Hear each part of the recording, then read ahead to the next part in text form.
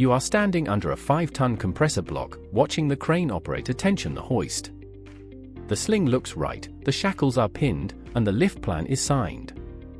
But as the load leaves the deck, it begins to tilt, the nylon starts to sing under tension, and suddenly, a $5,000 piece of machinery is swinging wildly toward a live hydrocarbon line. In that split second, generic textbook safety rules won't save you. You need to understand the physics of rigging safety cold. Welcome back to Toolbox Talk TV. Today, we are breaking down rigging safety basics, specifically focusing on sling angles, load factors, and how a perfectly good piece of equipment can catastrophically fail if you get the math wrong. Whether you are lifting a turbine rotor in a power station, a reactor tray in a petrochemical unit, or a high-pressure pipe spool on an oil and gas rig, rigging is one of the highest-risk tasks you will ever oversee or execute. Let us look at the industry reality. Industry incident data consistently shows that rigging and lifting failures are among the leading causes of catastrophic fatalities and property damage in heavy process industries. OSHA data reveals that over 80% of crane and rigging failures can be traced back to human error, specifically, exceeding the operational capacity of the rigging gear due to poor calculations or improper sling selection. This isn't just about dropping a load. In a live fertilizer plant or refinery, dropping a heavy component onto structural steel can rupture lines, release toxic gas, and trigger massive secondary explosions. The absolute core of rigging physics comes down to one critical concept: sling angles. A common mistake on the deck is assuming that if a load weighs 10,000 pounds, two slings sharing the load will always experience 5,000 pounds of tension each. That is only true if the slings are perfectly vertical at a 90-degree angle to the load. The moment those slings angle inward toward the crane hook, the tension inside the sling material drastically increases due to horizontal force. Think of it as a tug-of-war against gravity. As the horizontal sling angle decreases, the tension skyrockets.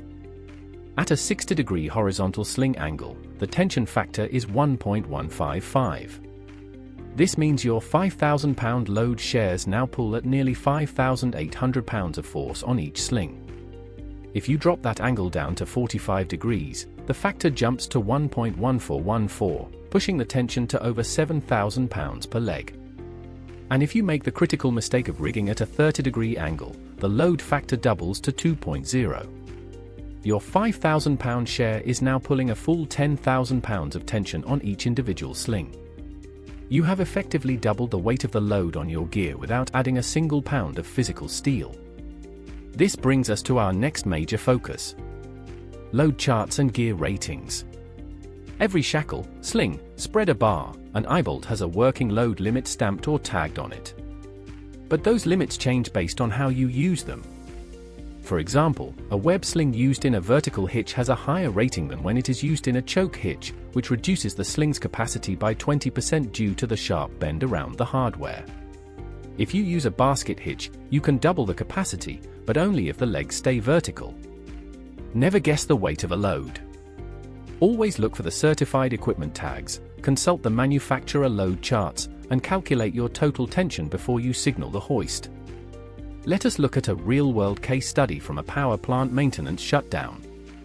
A crew was tasked with lifting a heavy cooling water pump motor weighing 12,000 pounds. The lift plan was rushed due to a tight schedule, and the rigging supervisor decided to use a 2-leg bridle hitch with nylon web slings. Because of low overhead clearance near the structural pipe racks, they used short slings, which forced the horizontal sling angle down to approximately 30 degrees.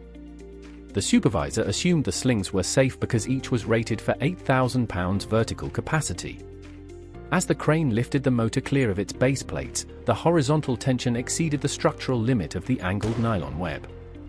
One sling snapped instantly. The load swung violently, tearing out the second sling, and the 12,000-pound motor crashed through an active small-bore fuel oil line below. The resulting leak caused an immediate flash fire, shutting down the entire block for weeks. The root cause was a fundamental failure to calculate sling angle tension under intense schedule pressure. The most common mistake teams make during rigging operations is relying on guesswork and visual estimation rather than physical measurement. Operators often look at a short sling and think it looks tough enough, completely ignoring the horizontal load multiplication factor. Another massive error is using rigging gear with missing, defaced, or illegible capacity tags. If you cannot read the working load limit tag on a sling, it is no longer a piece of safety equipment. It is a hazard. Cut it up and throw it in the scrap bin immediately. Don't let production pressure dictate your rigging geometry. The next time you are setting up a lift, pause the job, pull out your tape measure, and confirm your horizontal angles. If the angle is under 60 degrees, evaluate if you can use longer slings or a spreader bar to keep those forces vertical and safe. For our next talk, we are staying with high-risk operations and breaking down the essential rules for confined space entry checklists and atmospheric monitoring. Before you hook up the load today, leave a comment below. What is the standard minimum allowable sling angle enforced at your facility, and do you keep a load factor reference card in your pocket or toolbox? Let us get a technical discussion going down below. Stay sharp, verify your math, and let us finish this shift safely.